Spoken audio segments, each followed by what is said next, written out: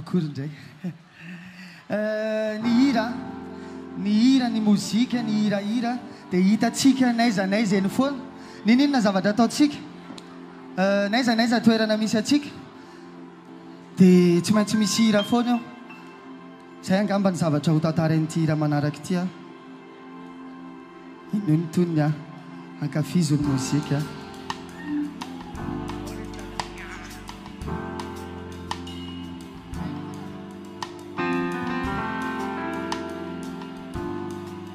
asio vazivazy kely tsy hitako izay teny anina Stefaka fony ao mbola zaza na dia efa kely aza dia mpihira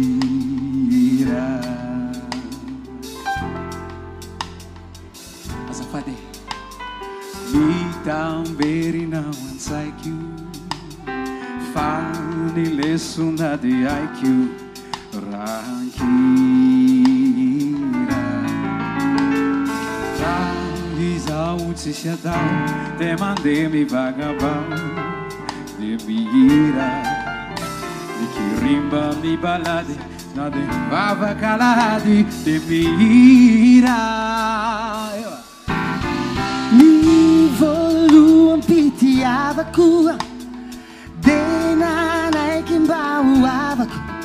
no niza izay niara-dia nifamboraka fity taminkira nampiara-peo izahay polokely no nizay tonokira izahay nifanaiky fanalavitsanakaiky nandakira hirahira trany hirahira sesilana hirahira trany hira sesilany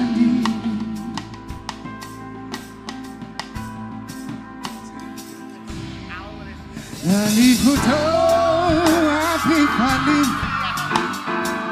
nani hurampaurin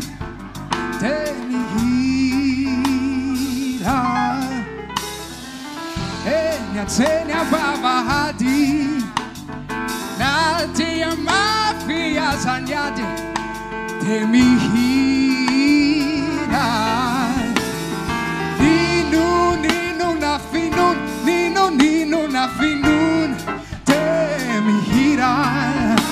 na Jehova nuinun na nisapi nutupuina temihira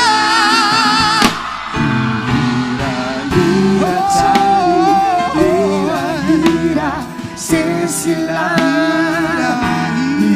hira chani hira sesilana